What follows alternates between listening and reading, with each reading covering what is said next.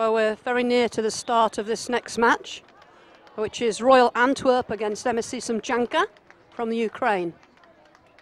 I'm just going to check that I'm actually not talking to myself. I'm on. Aha. So here we go. Yeah, just an apology to start off with, really, because we've got a few technical problems with the cameras.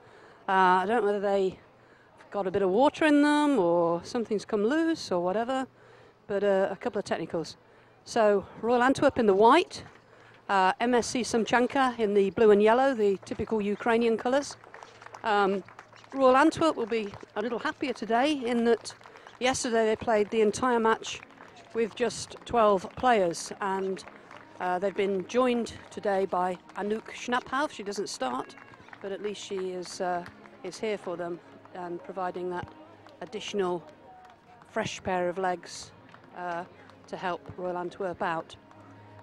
Both of these teams lost yesterday, so whereas the last game in Pool B was against the two winners against each other, Complutense against Leicester, which if you were watching, Leicester won 2-1, very tense and very exciting game.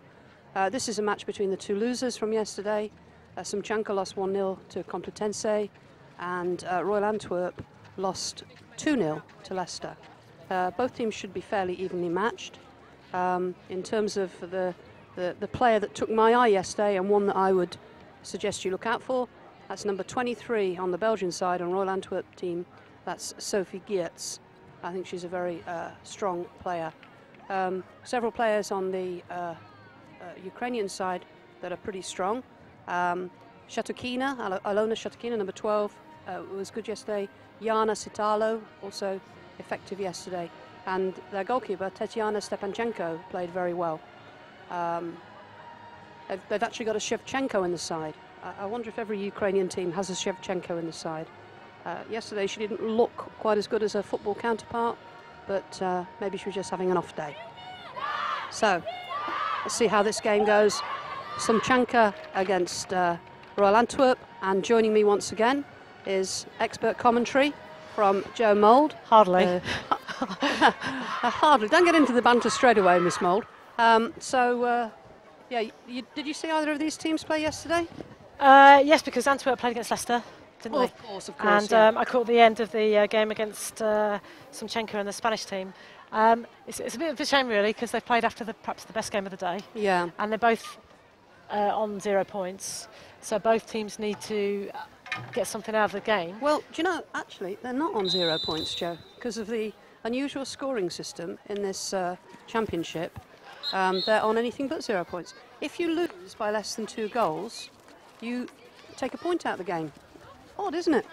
That's unusual, but I suppose it's better to be on 1 point than to be on 0 points. Yeah, so both of these teams are on 1 point. Oh, well, that makes a huge difference. The only team that's on 0 points is that poor little Belarusian side that we watched earlier today, Smolovici, who, after 2 defeats, sadly haven't got a point yet.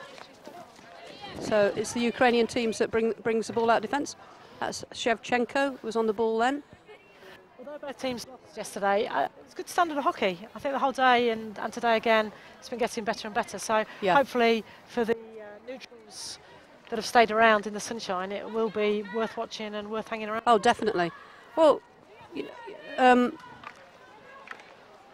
that's interesting. Almost through to Sumchanka's forward there, and there's a rattle on one of the Royal Antwerp players, and they get the benefit of the doubt and they get the ball out of defence. Great intent, though, from the Ukrainians to start the game. Yep, definitely. Straight at the other end, trying to score a goal, putting them under pressure. And possibly the team that gets the better start will be the one who fares best, certainly in the first half. Yeah, what I was going to say before Ukraine got that good attack underway was that the Victoria Smolenici side actually played better today, didn't they? Played much better today. Oh, whoa! Goal. What a goal that was! That was an incredible goal. Just wasn't closed down enough. Managed to take it on a backhand, straight into the top left-hand corner as we look at it. Yeah, that is looking at the way the praise is going, I'm just waiting for this girl to turn around. I've got a feeling that's Shevchenko. You know, I was making a few comments before the match about Shevchenko being the name, obviously, of a star footballer. Is it Sumchanka? Which is she turns around? Number 11. Yeah. Yulia Shevchenko. What a great goal. It was a fantastic goal. Fantastic goal. And pretty much out of nothing, really. Yeah. And that puts the cat amongst the pigeons, really, doesn't it? Because, you know, if they got a win against Leicester tomorrow, that could be them. Well, let's think about today. Yeah. Okay. I still think Leicester and the Spanish are the best two teams in the group, but the nature of 3 games in 3 days is that anybody can take it. You can't afford to slip up. You have to win all the games. You have to get maximum points. Almost a carbon copy there, except that one went way over the bar. The thing about it is, if you finish second in your group, you still play for a medal. So yes, there's still definitely an awful lot to play for with both of these teams. Yeah, both of them will be going for it, I'm sure. And especially Royal Antwerp now, they're 1-0 down. Yeah, indeed. And Belgian hockey is on the ascendancy. You know, it certainly is. They're at the World Cup, they're doing well. As a nation, their hockey is improving, they're becoming more skillful. So this could be a blinding game. It's a good ball, it's a good touch from Sophie Geertz, who was star of the Royal Antwerp side yesterday.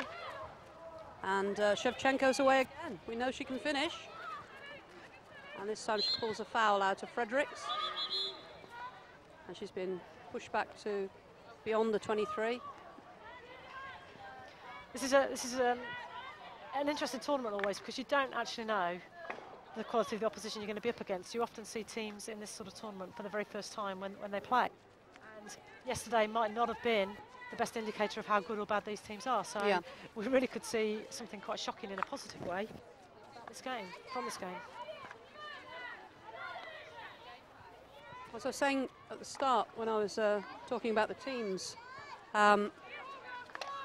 Royal Antwerp are actually in a slightly better position today because a 13th player has arrived for them. A 13th? A 13th player. They've only got 13 in their squad today. Yesterday they played with just 12. Oh, that could hamper them in the later stages of the tournament. And the sun has gone in a bit after the Leicester and the Spanish game, and it's slightly cooler, but if it was to be warm again tomorrow, that's asking an awful lot of very few players. Yeah. Or 12 outfield players. And we were advocating the use of rolling subs and how important it is to keep the tempo up. It's going to be some tight legs. Yeah. So that's Fredericks on the ball. She's gone back to the almost as tall sweeper. Van Regemortel, 23 for Sumchanka. Bit of a high, wide and handsome ball played out there from number 23. That's Hilinenko.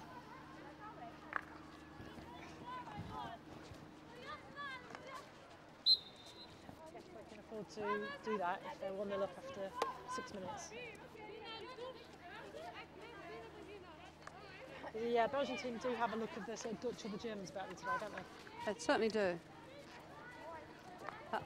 There's a lot of leggy players in the team, very tall. Athletic. Yeah. This is Geertz, who I really do think is a cracking player. Former Belgian international. I don't know whether you ever played against Sophie Geertz, or she's unlikely to be that old, isn't she? Well, Belgium in terms of rankings have been on a par with. Oh, that's almost got through. England or Great Britain probably have only just come into their own, really. Ooh. And the umpire blows. Inside the circle, that would have been a great effort, but outside, quite dangerous, speculative effort.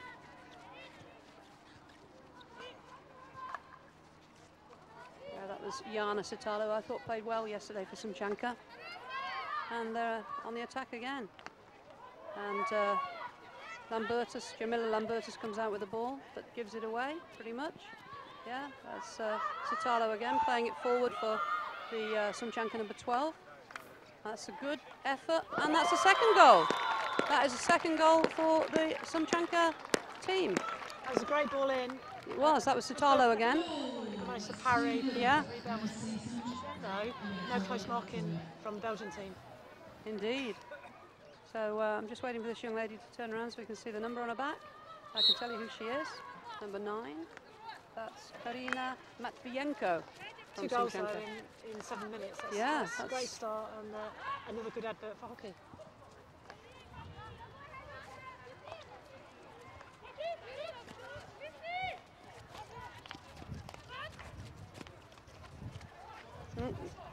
Yeah, it's looking at the umpire as if to say she wanted something from that, but not getting it.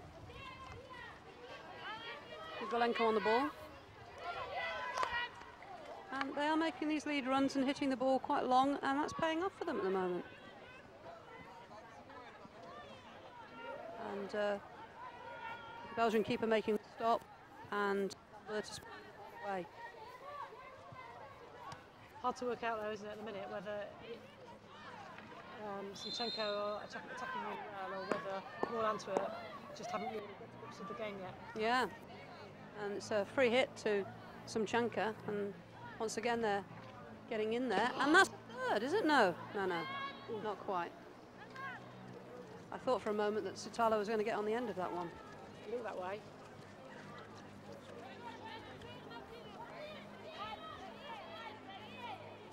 So Van Regemortel on the ball.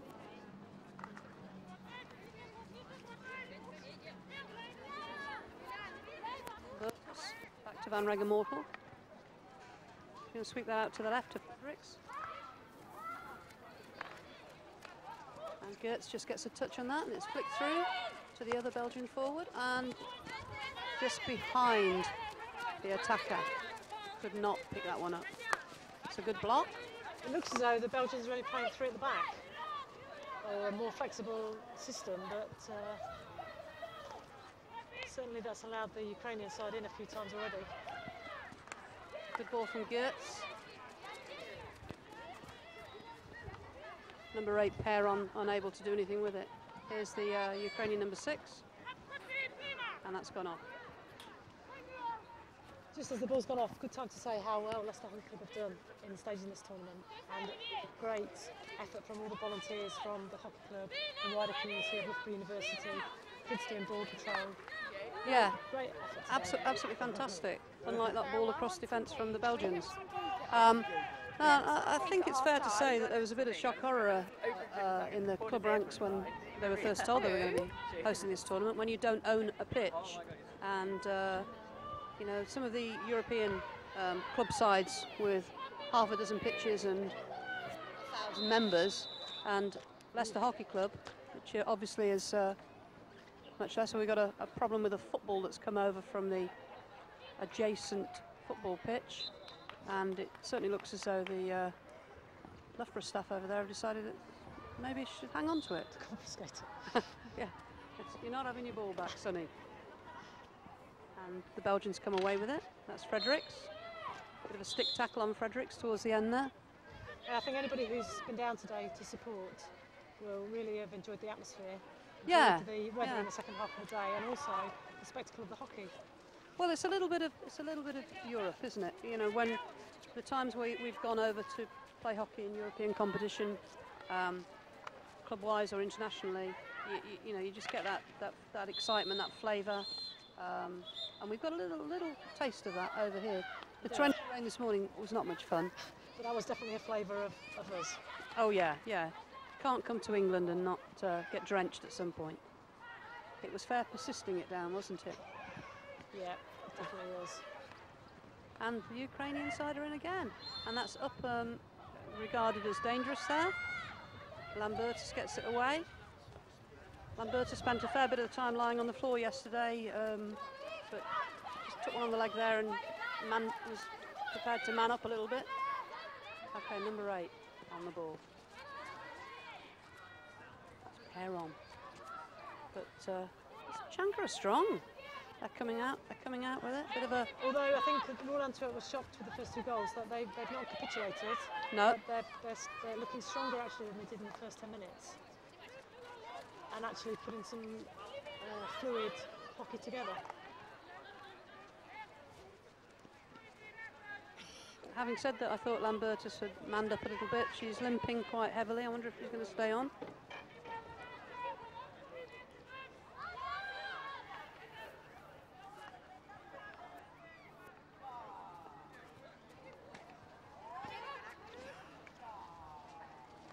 The Belgians are on the attack. That's Van Regemortel stepping out of defence but losing the ball. And Sumchanka on it, trying to link up with Sutalo. And a good effort from the edge. I'm sure the keeper would say they got that covered. Yeah, yeah. But it did look as though that far post was quite inviting. Yeah. So I hope you're getting a reasonable view of this game. I did hear just before the match that a couple of the cameras were out, and it was mainly an over-pitch view that you were getting, a high-pitch view that you were getting. I do hope you're at least able to see what's going on at the moment. Nothing much is going on, except that the Belgian keeper is having some problems with a helmet, shouting something across the bench. I don't know, maybe she's asking for a screwdriver. What do you think? I think that she's put under a bit of pressure, hasn't she? And she's hit the deck a few times. I think being a goalie, you've got to make sure your kit's sorted. It's dangerous, first and foremost. And if you're not comfortable, it's going to affect the way you play. So if she is in any discomfort or something has come loose, it's imperative that she gets it sorted, mostly to keep her safe and well. So a bit of a delay here while the Belgian goalkeeper gets herself fixed, gets her helmet fixed. Yeah, you're right, because I mean what you definitely wouldn't want is for that to come off and for the goalkeeper to be hit on the head by a ball travelling at the best part of 100 kilometres an hour. No, definitely not. Well, she looks reasonably happy with that. Hopefully it's not a question of some sticking tape or anything like that on it.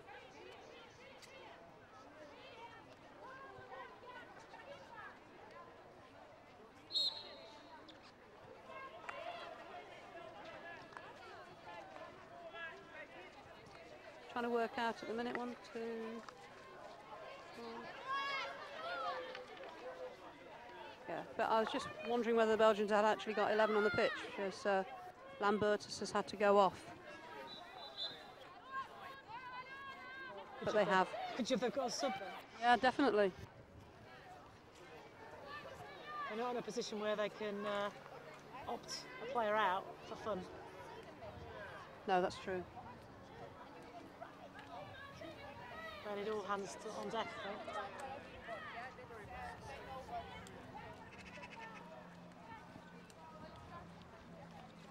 After such a startling start, it's calmed down, hasn't it? It's gone very quiet. I should think the Ukrainians are quite excited about the start they've made and seeing the opportunity maybe to get themselves into that bronze medal game. Well, they probably... Or gold medal game. I was going to say, they will probably still be thinking gold medal. Yeah. They have every opportunity if they play well tomorrow.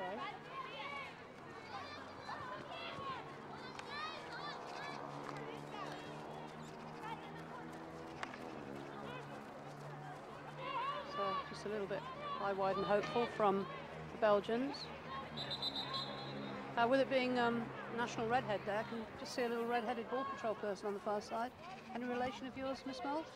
Oh, I can't possibly comment, but I still can't believe you know the fact that it is International Redhead Day. But for those 2 or 3 that we've seen playing today with red hair, I'm sure they'll be delighted to know that.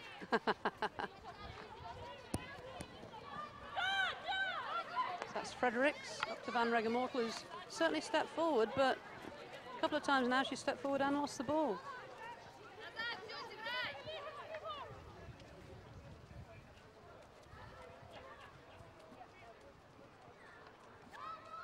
Pace has dropped significantly from that penalty start, which I hope it didn't give us false hope, because really we're expecting a really good game based on the first 5 minutes. But yeah, it's definitely quietened down. Whether Sumchanka are thinking, oh, that's it, that's enough, let's just see out the rest of the game. The coach on the sideline's been fairly vocal and animated. I did feel yesterday that Royal Antwerp lacked ambition against Leicester. Once they'd gone, particularly once they'd gone 2 down, 5 minutes to go, 10 minutes to go, whatever it was. No, it's 50th minute, wasn't it? 20 minutes to go. They didn't really mount any attacks in that. But if you're a team with a squad that's not full, yeah, down against the hosts, you know you've got to play again the next day. Yeah. Very difficult to galvanise yourself and get ready. Yeah, it did actually feel a little like damage limitation, but let's hope they don't go into that mode again today. Well, they haven't done that so far, have they? They have looked as though they've played into the game a little bit. But there is the possibility that a 2-goal lead will be too much of an ask for them. Yeah. Captain Sophie Gertz is urging them forward, tapping there and wanting more effort from her team, shouting some instructions. That's gone forwards, an interesting little touch, but it's the Ukrainian girls who come away with it. That's blocked off. They've played quite a few nice balls like that where they just angled the stick and let the pace of the initial pass work its way off to at a different angle. Yeah. It's been quite effective, quite hard to defend against. Well, definitely.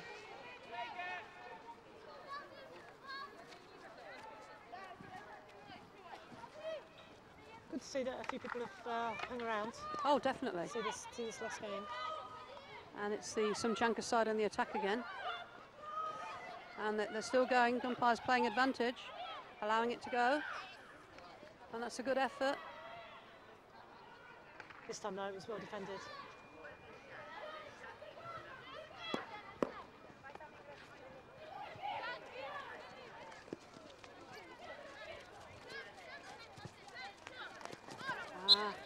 She'd be able to hold the ball up there because it's difficult when you look up and you've got no white shirts in front of you. Yeah. No one to play the ball to. Unlike the game we saw earlier where the Spanish and Leicester team both stretched the game. Definitely. Sophie Gertz looking for the free hit there, thinking she was being obstructed. That's a great pickup from her. Teammate not on the same wavelength, number 6. That number 6 is the player who's arrived overnight. That's Anouk Schnapphaus. Oh, great stop. And in round behind the keeper. That's that was Frederick sweeping round behind the keeper, and that's been determined as being a bit of third-party obstruction in there. Good proactive goalkeeper off the line. Yeah, keeper did well. And blocking that shot from quite close range.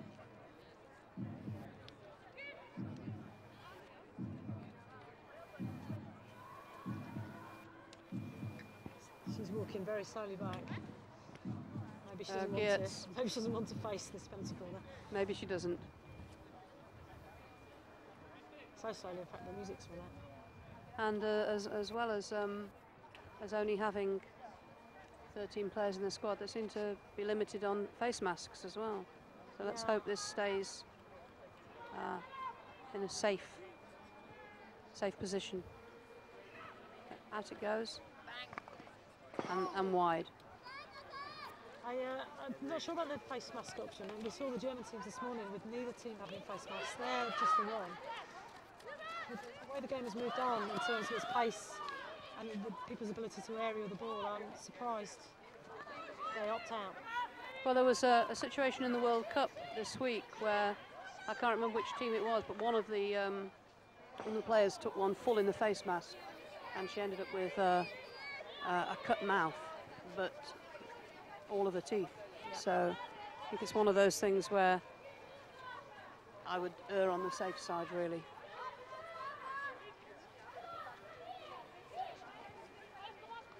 Lambertus comes back on. We talked about how safe it was and how important it was for a goal to have all that padding. You're quite vulnerable when you're either on the post or you're a runner at a penalty corner, because you could take, as you say, the full impact of all of these hockey balls happening really quickly to anywhere on your body without very much protection. But to anybody who's thinking about taking part in this game, it has its dangers, but every game has its dangers, really. It's quick, it's fast and it's exciting, and that creates some danger, but it also makes it a really good game to play. Just while the Belgians are on the attack here, that's a good ball in, but well fielded by the Ukrainian captain there.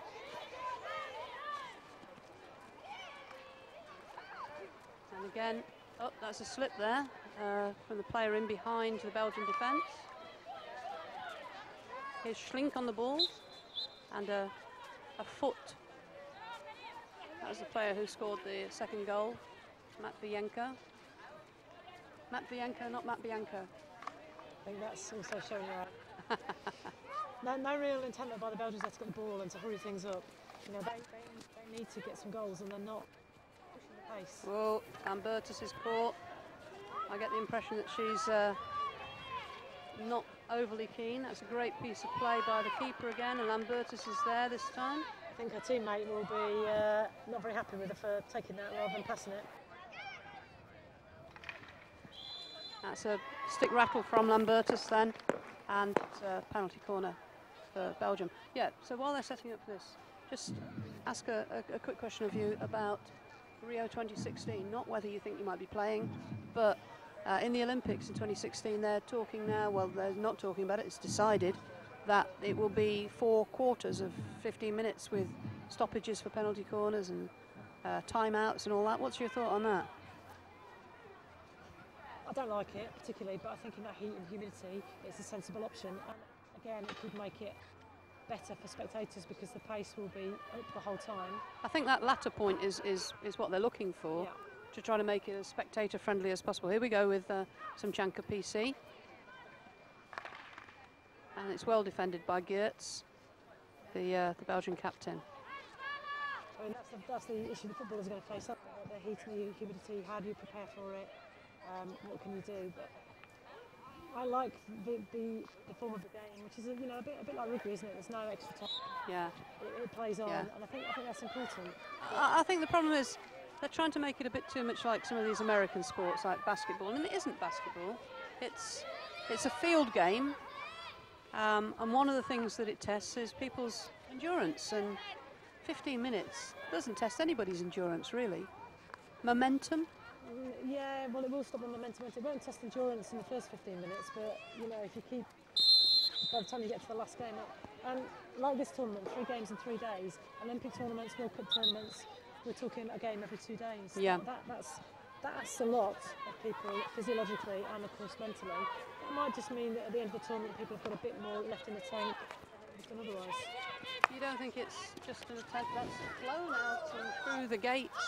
So we've lost that ball for a moment. Good job, the people were quite alert. You don't think it's just an attempt to the slightly, well, not even slightly, the rather overweight armchair viewer in America is popcorn and soda? Oh, I don't know. They've tried this, haven't they, the quarters before. Yeah. I think the players quite like it. I mean, it does give the chance, doesn't it, for the coach to have some input midway through the game. So pros and cons. I guess they need to test it. If it doesn't work, maybe in Tokyo, in 2020, they'll do something different. Getting a request by Chris Sutton, who's one of our sponsors, to mention his name. I've got no idea why. He must think he's a generous man, and he is. So thank you, Chris Sutton, for your sponsorship. Okay, ball's on the sideline, and yeah, I think Joe's right. There's not a lot of real urgency in the Royal Antwerp attacks, and that's Schlink. Van Schlooydunk going down the line. Van Regemortel trudging back. They look quite tired already, and there's still 11 minutes of this first half to go. And that's gone all the way through harmlessly. I suspect if they were 2-0 up, they'd look less tired. Psychologically, it's more difficult when the other team. Yeah. And that's going to be tricky for them to work. Do you hear something buzzing, or is it tinnitus? Oh, I got tinnitus. There is something ringing.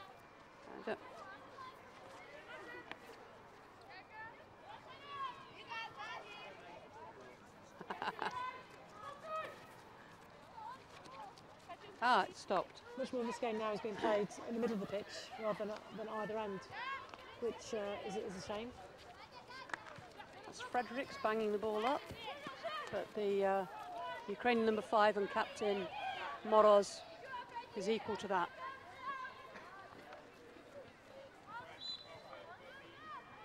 Geertz penalised. Oh, that buzzing started up again. Another wasted ball. I suppose if it ends this way, the Sumchanka side will be happy. What about the Belgians? Well, they're not going to be, are they? Because they're going to be bottom, probably, of the... Well, they certainly look like they're going to be in that Victoria Smolovici side for the wooden spoon tomorrow, don't they? On Monday. Yeah, they do, but if they look back at the tournament, I suspect they'll only have themselves to blame. And maybe this is just how good they are. Maybe they're potential. I think part of the problem is that I believe that some of the Royal Antwerp girls are playing for Belgium in the World Cup. So a bit like us, where we've lost 2 players, but maybe in their case they've lost more. Or they don't have the strength and depth that Leicester are fortunate to have this year. I mean, we've seen earlier today that some of the youngsters and some of the players who are there and thereabouts on the fringes of the Leicester first team have come to the pitch and they've played really well. Yeah, yeah. And Leicester have known for some time that this was going to be the case, and they've worked towards that, which is to the credit of Dave Mayo and his coach. Definitely.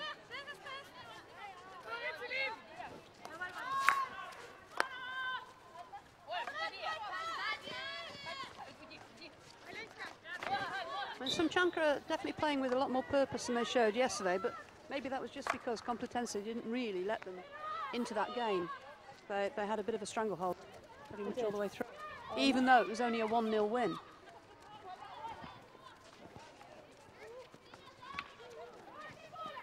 Yeah, maybe. I mean, the difference for me between these 2 teams and the 2 teams we saw in the previous game is that there's not much team play going on. There's a lot of individual things happening, but not much that's linked together to be productive or constructive.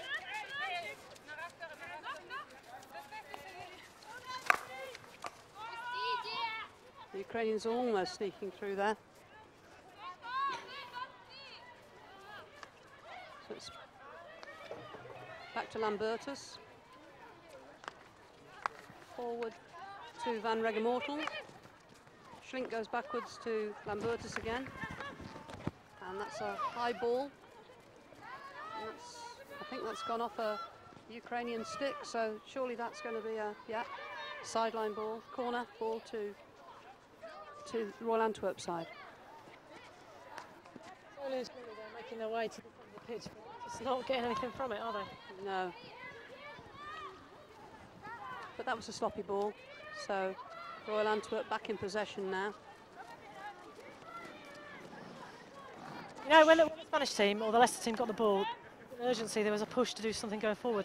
If you didn't know and you just switched on, you would think that Royal Antwerp were 2-0 to the goods and they were defending a 2-0 lead. In actual fact, they need to really try and pick up the pace, make something happen.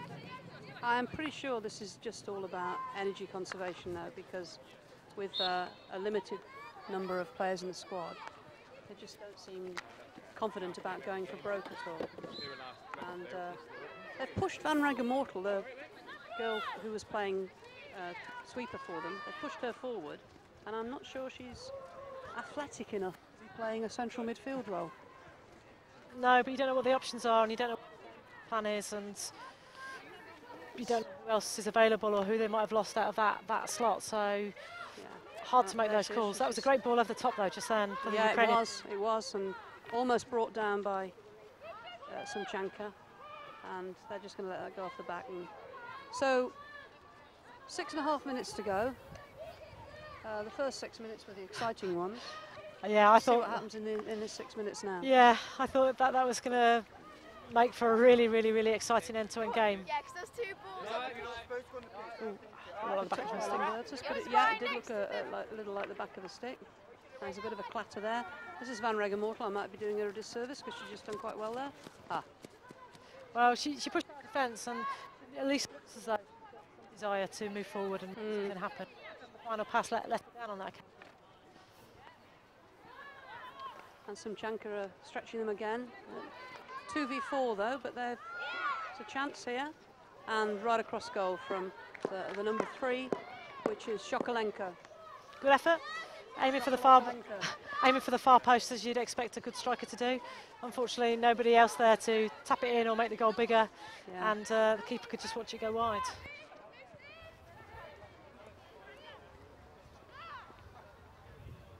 And that's been played for the run of Shokolenko, but she didn't make that run. No. You know, maybe the Ukrainians are looking at the clock as well and thinking, well, we've got this in the bag. Tomorrow's a really... They know they've got Leicester tomorrow. They know that if they can beat Leicester and beat Leicester well, they've got a chance of going through. I would think Complutense will beat this Belgian side tomorrow, wouldn't you? Well, based on what we've seen in the last 2 games, I think their energy rate will just be too much. They'll blow the Belgians away. As long as That's they're not complacent. Shokolenko's ended up in the back of the goal. That's Geertz on the ball, out to Schlink. See, that was better. That was a quicker restart. But it was, but now Schlink's kind of like delayed it. Plays that inside for Geertz, but it was well read by the Sumchanka number 6, and Fredericks coming back gives it a big old boot. Again, the best game was the Leicester Spanish team game. But the thing that defined that as a good game was the fast, quick breaks out of defence, putting defences under pressure. And those 2 goals were great that we saw at the start, but we haven't really seen that change of acceleration. First goal. I wish we'd got an action replay here of that one, because that was a corker, wasn't it? It was a fantastic goal. Backhand side, top corner. Can't ask for much more than that. Sumchanka would have been very proud of that, wouldn't he?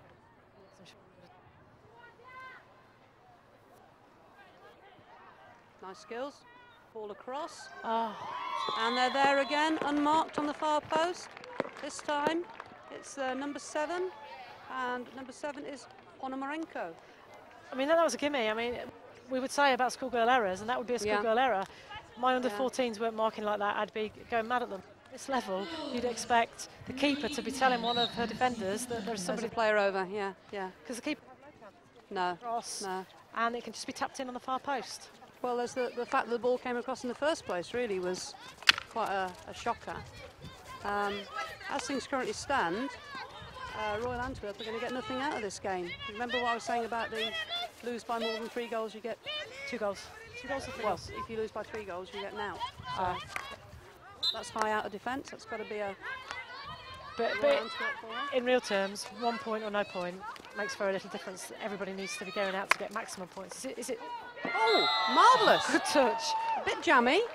Not sure she knew much about that. Yeah, bit of confiture from the Belgians then. Bit of jam, but by my multilinguality. Great. Yeah, fantastic. That was good. So yeah, it's a great touch. Took everybody by surprise. It did. I must say I thought Schlink was going nowhere, but then when she walloped it in, that was a good finish. I'm trying to work out who that was. Who did you think that was? Was this number 9? I think. Number 9. And that number 9 is called Aurélie de Gours. Oh. So what you were saying then about them getting no points, they're still in for a still point. In for a point. But Geertz, their playmaker, is off the remainder of this half pretty much. Is it still 3 points for a win? No. Is it? It's 100. No, it's 5 points for a win. Right. Which is, I really don't quite. Come on, explain the logic of it to me. 5 points for a win, 1 point if you lose by fewer than 3. And the draw? What point? Oh, hang on. Is it 2 points for a draw? I don't know. Goodness me, I've got no idea. We haven't seen any of those on the scorecard yet, so probably 3 points for a draw, maybe. Yeah, maybe. Who knows? Right, it's the same principle, isn't it? You need to beat everybody to be in the final. But there's a reward for not being stuffed, basically. Well, not really. You just get a point, which means probably not very much. That point could be crucial. It certainly could be crucial in determining whether you're 3rd or 4th, perhaps. Yeah, possibly. And I guess it means that you've got to stop the team from scoring. Yeah. Even if you can't score yourself. Van Regemortel and the number 14, Michelle Doik, working together there. She got a reverse flick on her? She has. But it's into the side now too. They're down to 2 players though, and they've had another shot on target. That's really positive. And going into half time, hopefully they can still feel they're in this game enough. Yeah. Come back out. Well, maybe that goal has given them hope. But Galenko now on the ball for Sumchanka. I suspect that for this last half a minute, they're moving forward quite purposefully.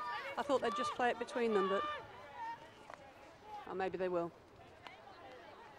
What? They've got no reason to push forward if they're not being pressured. No, that's right.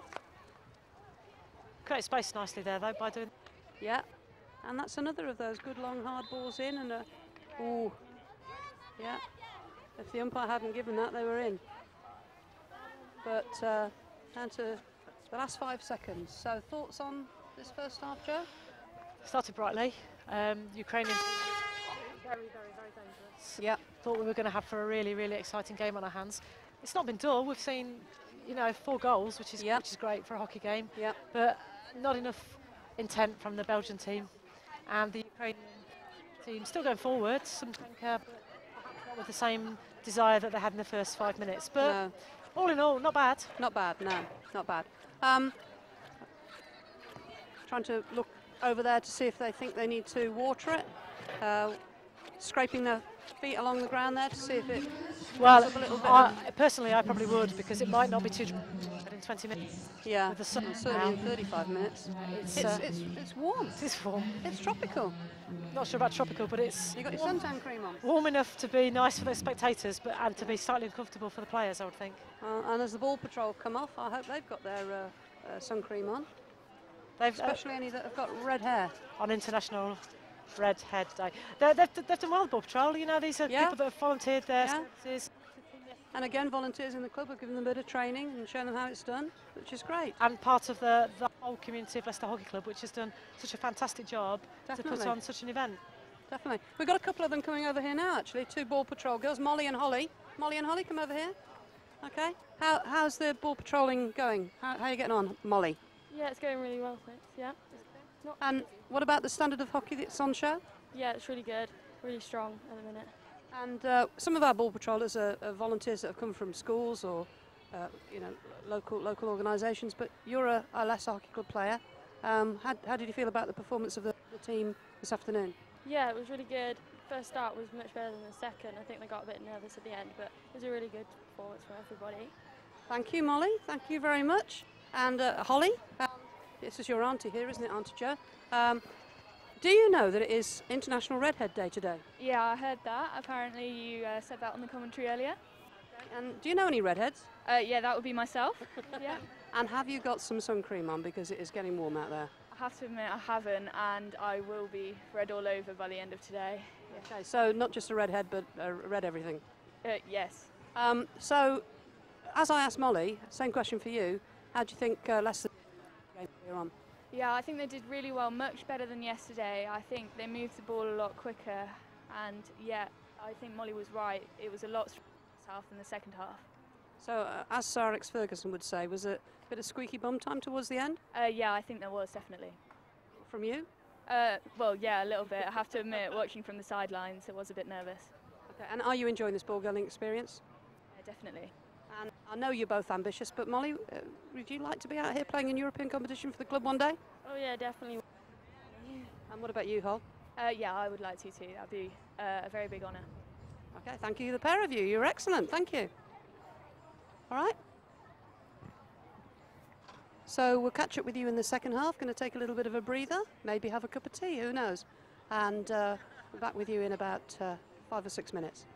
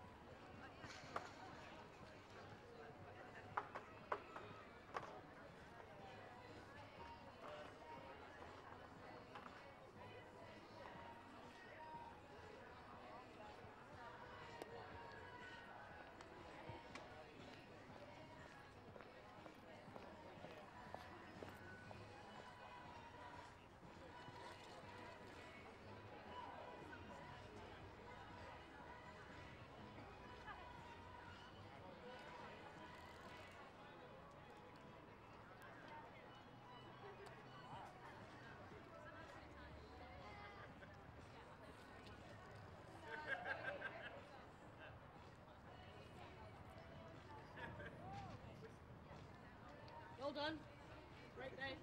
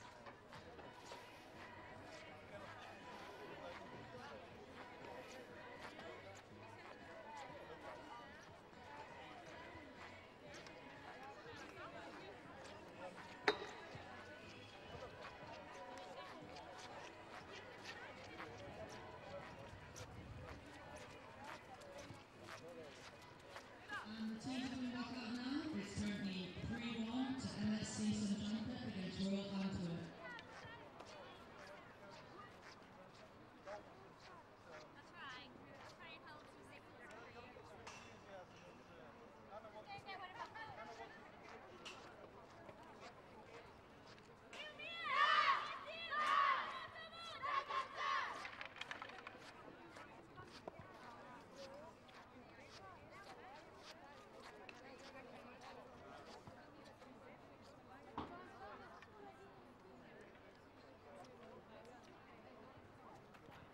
Okay, well, both teams are back out the sunshine for the second half here. 3-1 at the moment to MSC Sumchanka, and good value for that 3-1 lead. First goal was especially good from EuroHockey, but little hope for Antwerp in the way that they came back and scored a nice little goal. At the end there, a smart little goal through their number 9, Aroli de Gos.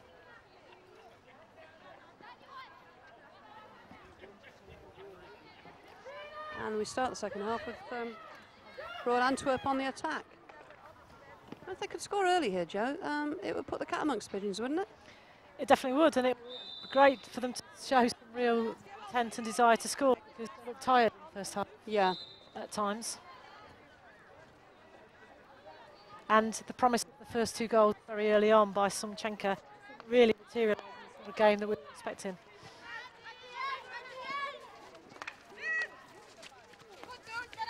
That third goal that they scored was a little too easy for your liking, wasn't it? And I'm sure, realistically, it was a little too easy for Royal Antwerp's liking as well. Well, I always probably look at things through a defender's eyes, and the girl's just unmarked.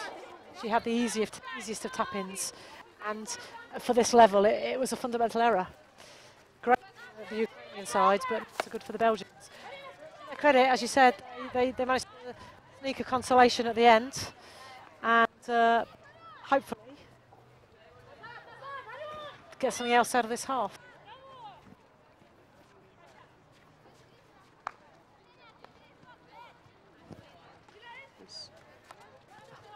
Van Regemortel back to Fredericks, making Lambert to stretch, but she does it. And here's number 15, that's Natasha Lehnen.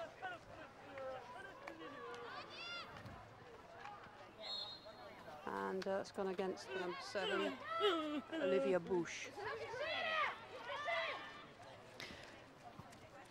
Got no idea what the... but she's very vocal. She clearly... She certainly is. Well, she clearly wants more out of them. Yeah. Maybe she is eyeing a medal place, and hopefully for her, maybe she's thinking Gold. Gold.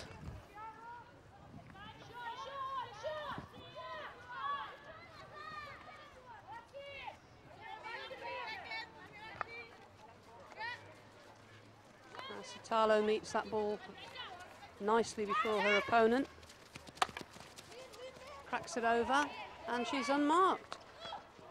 And that was another. And that's up high. Actually, that's a great ball in, but I'm not sure how much she knew where that was going or who that was to. I don't think she had got it, but it's great. Again, unmarked player, able to take a shot. And of all people, who should it hit? But Lambertus, who's not the most resilient of characters, but she's taken that one well.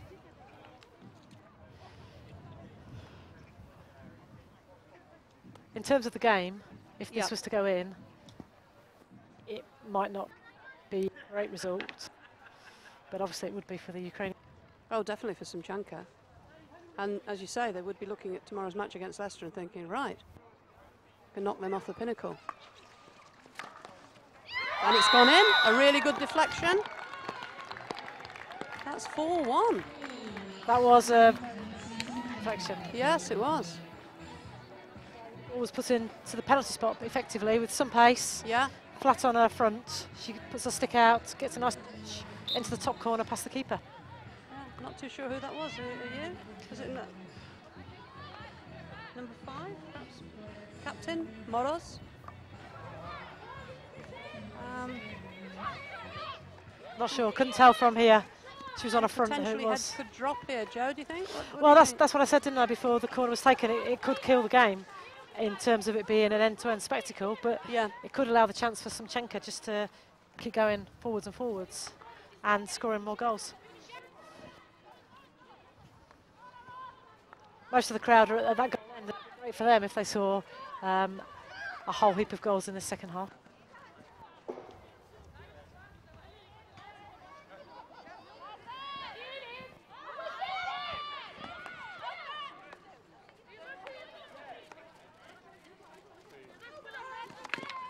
Mortal hitting it down the field. We're down to one microphone now then, Joe, so you're going to have to wait until I pass you the mic. That might never happen. You know that, don't you? No chance of me saying anything, but that's okay. Look, I've just proved that wrong. So Olivia Bush has had a bang on the hand.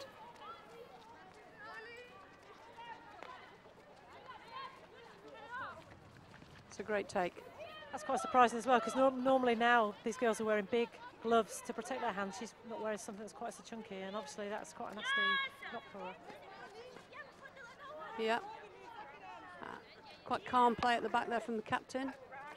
Moraz, who's able to knock the ball up. Number 12, that's Kina, not quite able to do anything with that. Don't know what's going on here, but the umpire has stopped play. Perhaps it is for Olivia Bush's hand injury. And going over to the technical table.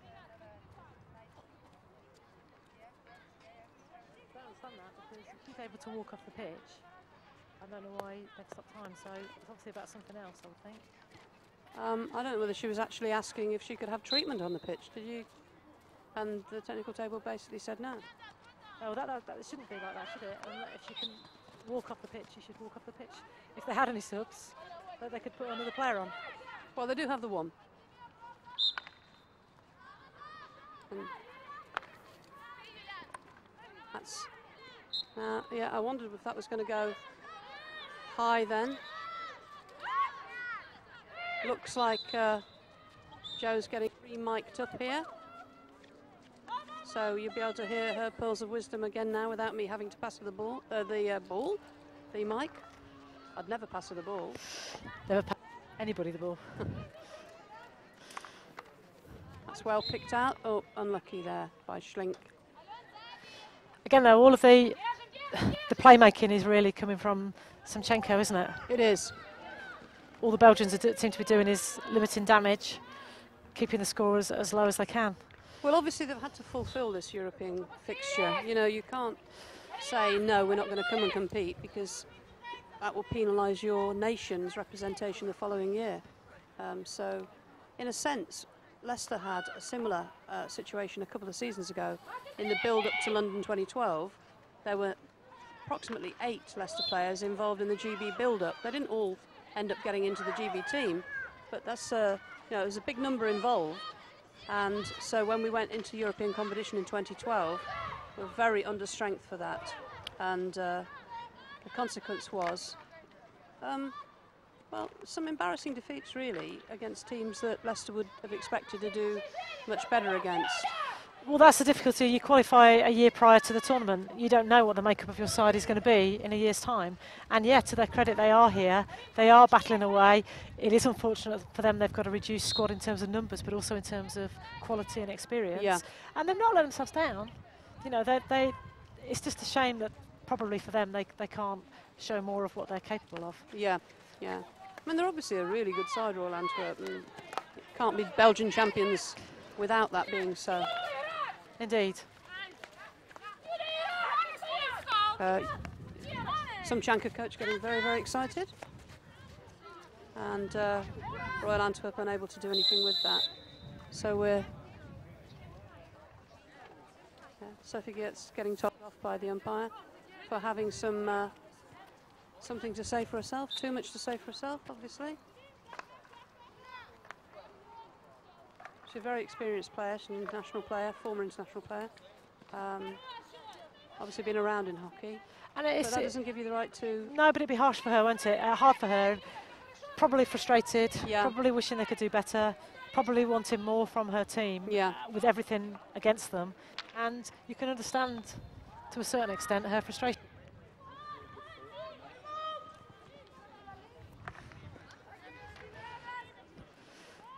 So the Ukrainians are in possession again, looking to build no particular urgency in going forwards, and in that instance giving away far too cheaply.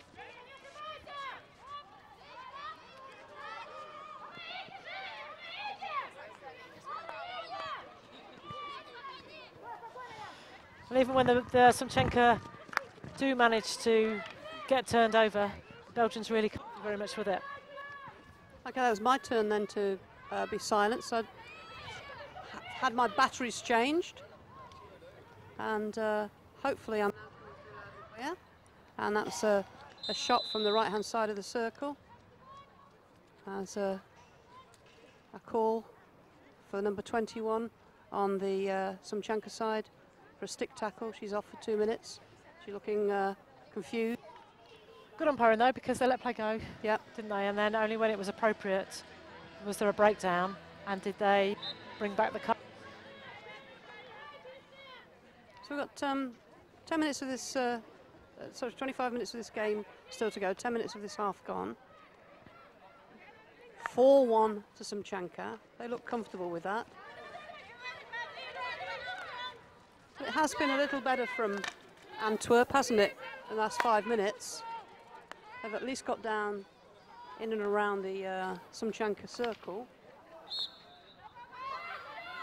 Yeah, and that goal will have given them a boost. They know that they probably can score. That's gone through to Gertz, who's had the shot on goal. The keeper's made the save. Gertz is there. She's thinking she's obstructed. But it's how many times they want to make that foray forward when they know that they've not got much in reserve. Yeah.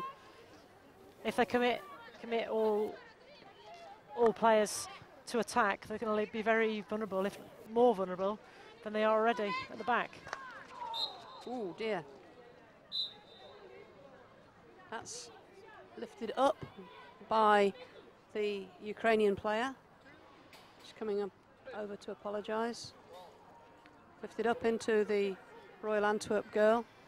If ever a team could do with not losing a player, it's Royal Antwerp. They're already struggling as to whether they've got enough players. I'm just relieved though actually that it's caught her on the forearm and not is that what it is? More. Yeah. But it certainly was moving there. It was moving, yeah. And so she's gone off. That's Trying to work out who that was. Can't quite see which players had to go off for Royal Antwerp.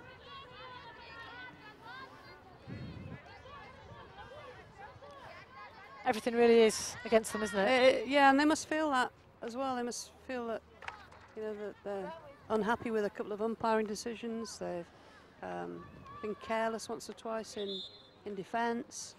And they're a bit sort of shell-shocked at the start, weren't they? They didn't expect the start that Sumchanka made. No. And well, if they'd watched Sumchanka yesterday against Complutense, they'd probably be thinking, well, this isn't the team to worry about. We've played Leicester.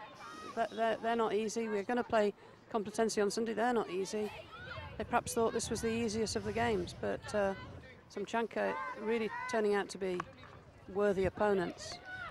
And they were 2-0 down, really, before they'd had time to get into the flow of the game. Certainly. Oh, that's sloppy. Sumchanka defence is a little bit fragile there, and the keeper didn't look too sure of herself at that point in time either. No. However, they bring it away. The keeper's not had much to do, though, has she yet? Fredericks bangs it in, and nobody gets a touch on that, so that's nothing. That's just harmless, and it's free from the edge for Ukraine. Moroz, their captain. And they don't need to rush, do they? They just need to keep the ball, keep playing. Well, they'll be happy with 4-1 because it's a 3-goal margin. That's better than Leicester did. And if they're thinking then about the head-to-head with Leicester tomorrow, if they can beat Leicester, even though they've lost to Complutense, if they can beat Leicester, that puts them in a very strong position. Well, that's your argument then for the 1 point, isn't it? That we were debating earlier, whether it was worth giving 1 point for a team that didn't lose by more than 2. So that would be the very reason, I would think. Saves it going to goal difference or goals for or any other convoluted system to work it out. And hopefully it encourages people to score goals. Definitely. Royal Antwerp putting a bit more effort in here around the halfway line to the 23. They are looking a bit tired again, though, aren't they? Yeah, they are. And it's still quite warm. Certainly is. And that was a tired stretch there from the, I think that might have been Olivia Bush. But little mistake there at the back from, that's Juliana Fadieva, the number 2 for Sumchanka, on the ball again now.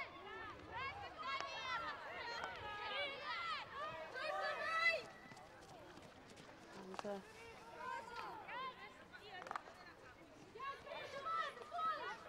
good hard work in there from Satala, who for me was one of their better players yesterday as well, but that's just been launched harmlessly off the sideline by one of the other Sumchanka players. It really is hard, though, to get a grasp of how good either of those teams are, because when 2 decent teams who are playing well play each other, it does raise the level of the game. Yeah. And tomorrow, against better opposition, both of these teams could play completely differently and give us much more of what they're capable of. Because although the Ukrainian team have scored 4 goals, parts of it have been quite scrappy. Yes, they have. And they look to be built around a fairly solid defence. That captain back there, Moroz, looks quite strong.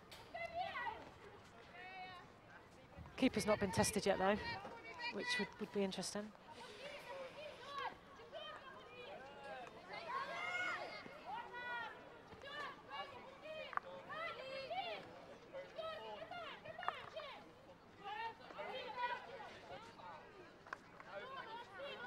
So there is a situation, there is the potential that if Sumchanka beat Leicester well tomorrow and Complutense beat Royal Antwerp well tomorrow, that Leicester could even not be in a medal game, you know.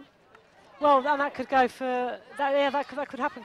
I think you and I would both positively for that, though. Oh, without a doubt. I think of what just to say it's not beyond the realms of no, possibility. and that's the difficulty when you've got 4 teams in a section. You've only got 3 games. There is no margin for error, and every game is important. You can't take the foot off the pedal for any game. I would hope, though, given the fine win from Leicester today, where they weathered several storms and came out victors, that they would go into tomorrow's game full of confidence and ready to play the game at their pace and their tempo. Their tempo against the Spanish was much, much higher than the tempo's been at any point in this game so far. Indeed. And has that gone through? No, not quite. And player, they've been more skillful, I would think. And as I said previously, they work as a team. There's not been that much really good team build-up play for either side here yet. No. Brilliant goals, though. Great goals. Fine individual goal from Sumchanka, and a well-worked goal for the third, and a really good deflection on that fourth one. So they know what they're doing. They're certainly a well-drilled side, Sumchanka. It's a fruitless chase there for the number 7, Ponomarenko. Van Bertus out to Van Strooydonk. Schlink. Van Regemortis gives it away. And that's a third-party obstruction in the middle there. And was it given for that, or did it hit the back of a stick? Did she take it with the back of a stick? I couldn't quite tell from here. This looks like number 8, one of the teams getting yellow. Was that a yellow? Yeah, it was a yellow. Going to be at least 5 minutes off for Sitalo then. She took a seat out yesterday at some point as well. So it's twice running she's fallen foul of the umpires. So this is an important 5 minutes for Royal Antwerp. Can they capitalise on being one player to the good? Well, in various games so far, we've seen it have a different impact. For some teams, it helps them to play better and they react strongly, but some teams are just not good with playing against 10. They don't quite know what to do. And the 10 tend to pull together really well and perhaps put in that extra effort for 5 minutes. I don't know if you noticed there, but quite a bit of frustration from Sophie Gertz. She tried to take that sideline ball really, really quickly, pretty much taking it straight out of the hand of the ball boy, and showed a bit of petulance and frustration when she was told that she got to start again. Yeah, I do feel some sympathy for her though. She wants to come here and do well, and her team are 4-1 down, not played particularly well. Haven't got very many subs. Umpiring hasn't gone their way. They're missing loads of players. It's a tricky situation to be in. So we're just over halfway through this half. Big hard blow on the whistle there from the umpire, and this is a penalty corner to Royal Antwerp. Is it their first sounds corner? Angry there. First corner? It could well be. It could well be. So Fredericks goes to inject. See, one goal might not make a difference in the overall result, but it might give them that point that we've talked about. It might. Which confidence boost at least. Well, yeah, have a bearing on something on Monday, but just keeps them in the game. Gives them that bit of hope that they still could perhaps do something.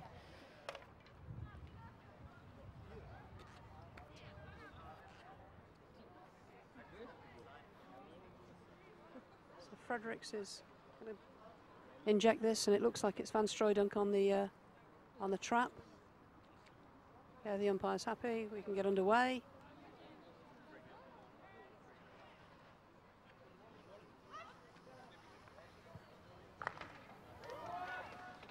Oh! that looked very dangerous and straight into the face mask of the Ukrainian from Sophie Gertz. First shot was charged down, it fell to Gertz and took it really on the half volley, and that did seem to go straight into the face mask of the Ukrainian girl. But well, we've debated face masks several times, haven't we? And that's shown the worth of them, definitely. That's a slipped ball and walloped wide by Van Regemortis. That's a real shame because we're quite behind, almost in quite. Van Regemortis, no, sorry, not Van Regemortis. I said Van Regemortis then, sorry. My apologies to the player.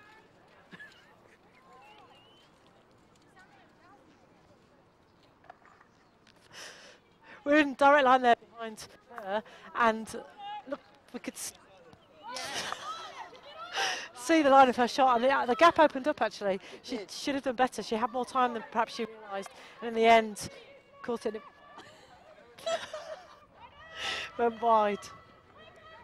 Bit of a.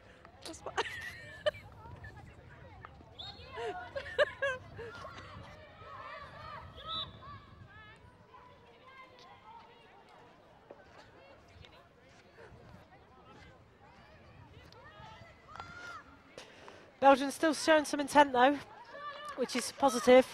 Certainly is. Apologies for the test match special crack up there. That's a good ball in. Is that a touch? Are we going to get a goal? Good save by the keeper. Good save by the keeper. Another penalty corner there now. Well, I said the keeper hadn't been tested. She's shown her worth in the last 5 minutes or so, where the Belgians have had far more of the play than they've had at any point in the game, really. Definitely. So let's see what happens here and see if I can get the name right this time.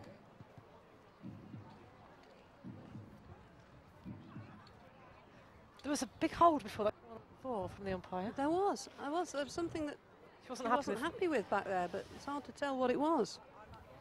She's still having a look back there. Now she gives a signal.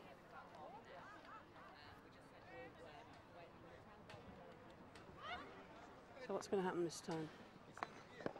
Schleuder, that's a leg. That's a leg. That's not a leg in front. It's just a leg. So it's another penalty corner.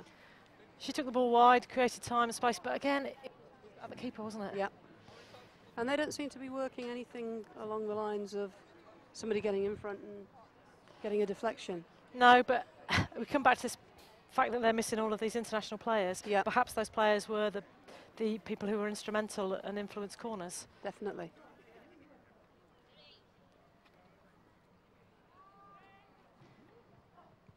So Fredericks injects, and Schleuder takes it wide again. And that's great defending by number 12. That's Shatokina for Sumchanka, who gets the ball away. It's back here with Lambertus, who plays it wide to the number 14, Michel Doik. Back to Lambertus. Lambertus is going to go back to Van Regemortel. Got the name right? I'm glad you got the name right. Yeah.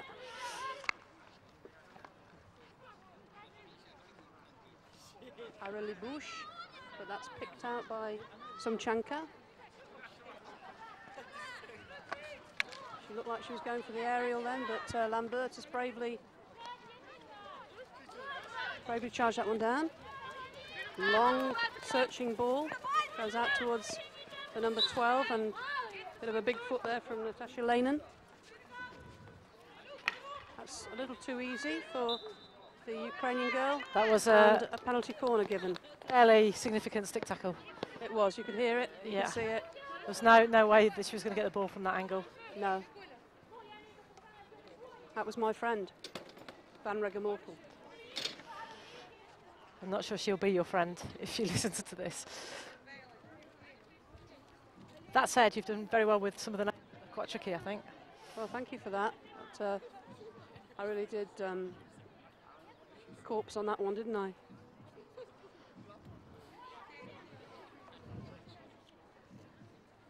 So as well as my my blunder there with the player's name, I hear that if you are watching this on the live stream, you also got a spider on the camera. I don't know whether you've spotted the spider yet. But seeing as it is going out over the web, it's probably what you'd expect. Was that too bad? Hideous. Okay. So what have Sumchanka got going this time? Not just a ball out wide. Shame though, two players there on that post. Either of them would have got a touch on that ball if it had been a more accurate pass or shot. That again would have been a fifth goal for Sumchanka. Yeah, which would have flattered them, I think, really. Yeah, although they are worthy of their lead. Yeah, and that's seen off the back by the number 2. That's Varieva. That could well have been a penalty corner if the umpire had seen that differently. That's banged in, but very well dealt with by Moroz, the captain. And she gets it up to number 12, Ponomarenko. Ponomarenko up to the number 7. No, sorry, the number 7 is Ponomarenko. Number 12 is Shatakina. And Sumchanka stream forward. And players in space. Oh! And the backhand beats the keeper.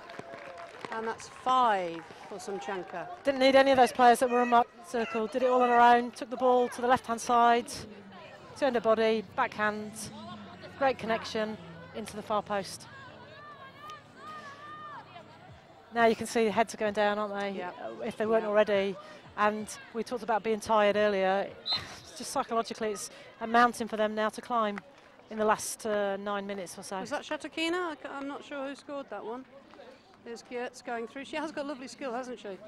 And she has worked really hard. Yeah. I was talking to Emma Ross about her yesterday and saying that I thought she was a good player, and she said that she pretty much single-handedly raised the standard of the Belgian international side, and then when it came to the Olympics was dropped. So interesting character perhaps. That's Shatakina, brought down by Sitalu, who's back on the field, and it's given as a foul by Fredericks, who doesn't look at the ball, and being brought away now by the Ukrainian side. Van Regemortel. Fredericks, Van Regemortel inside, but that's a strong challenge from Stetsenko. Van Regemortel not happy with that, but it's won by Lambertus, but Schlink gives it away.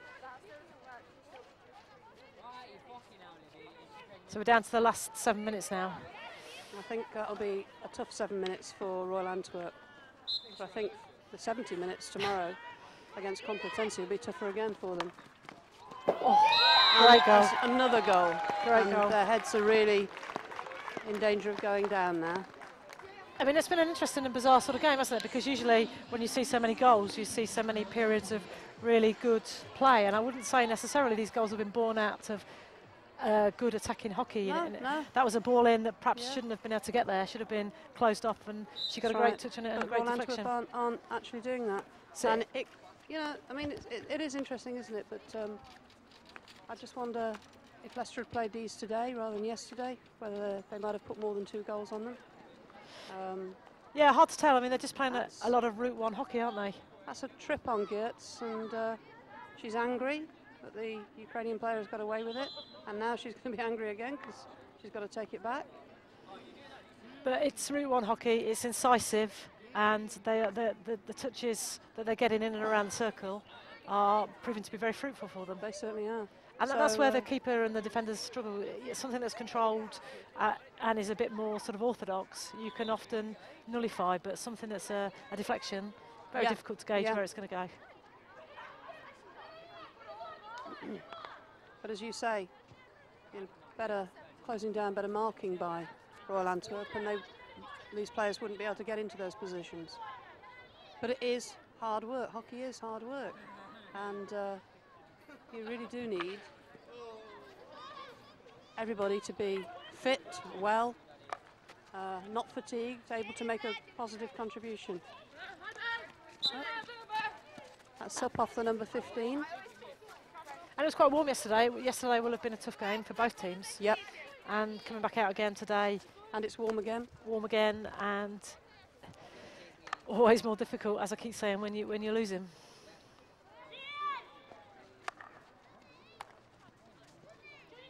That's well done in the end by Schlink.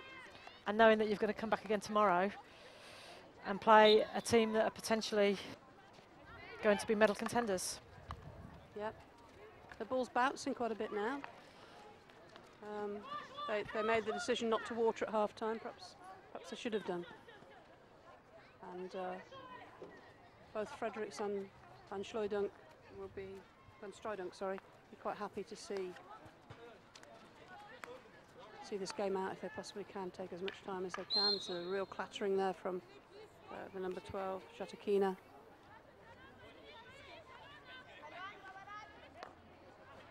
Blocked inside for Lambertus, who's come a little further forward now. Van Regemortel. Oh, that's a high one, but it's allowed by the umpires. Ooh, that's Lambertus on the wars again. She's got. So it's a Belgian free hit in the middle where Geertz is, and she's off. And one of her runs, trying to link with Van Regemortel. They get it back. Yeah, I mean, to their credit, they've kept going, haven't they? They have. And actually, the more goals they've conceded, in some ways, the more ambitious they've become. Yeah. Well, I guess there is really absolutely no point in defending now. No. There was a strong stick tackle there, if you ask me. And it's gone just for a long. It's quite a nice skill, but just the final part let her down. Yeah.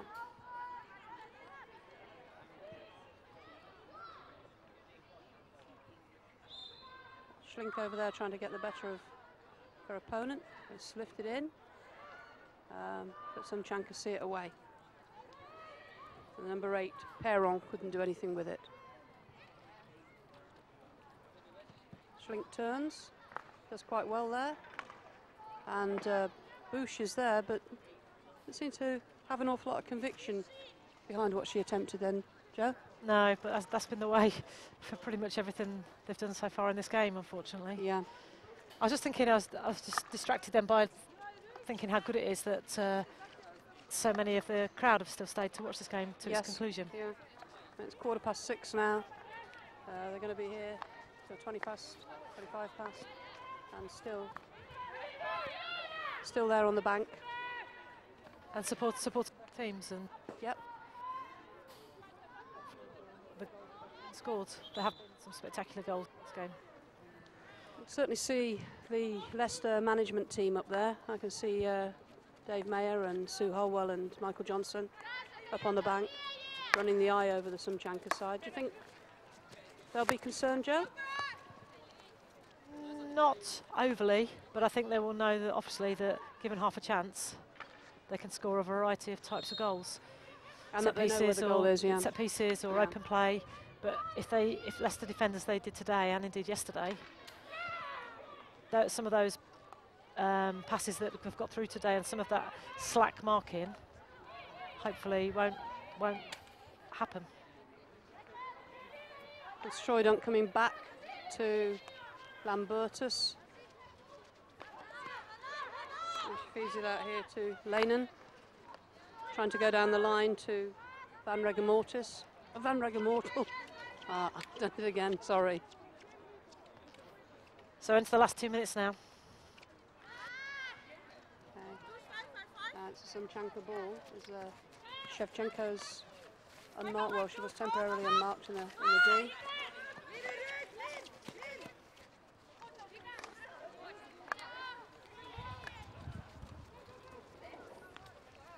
Still going for goal, aren't they? Still go forwards. They want number 7. And ooh, that wasn't so far away from getting it, was it? No, it's a sort of speculative effort that has created scoring opportunities for them so far in this game.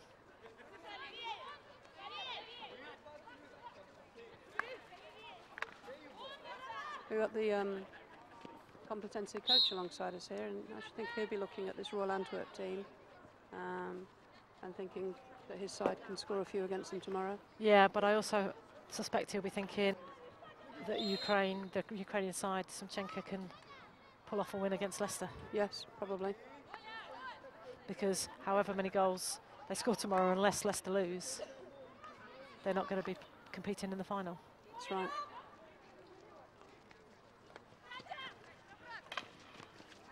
Lambertus on the ball. Van Regemortel. Across to Schlink. Schlink finds Bush.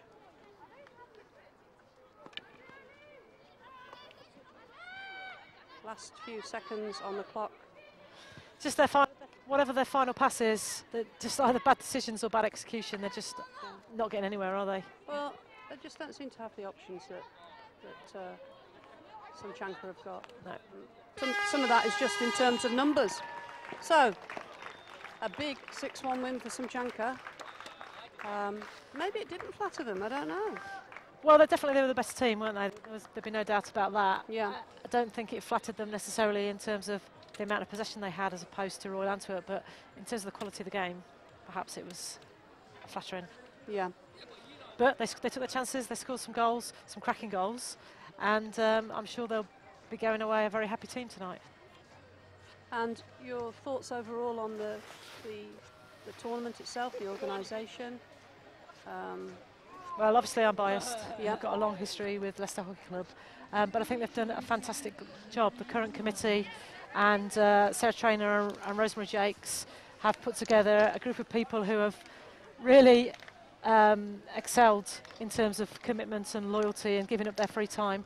Hockey's been good, and even the weather was kind to us today with only some rain this morning. Well, I have to be honest, when I looked at the forecast yesterday, I thought that at least 2/3 of the day will be wrecked by the weather, and in fact, there's only really one game. Yeah, only really one game. I just think it's been great for Leicester Hockey Club, great for hockey generally, some good hockey played, and still 2 more days to come. So if anybody is thinking about tomorrow, what shall I do, this wouldn't be the worst place in the world to be. No, it wouldn't. It wouldn't. And tomorrow's games, what time do they kick off? Well, start, I mean, not kick off.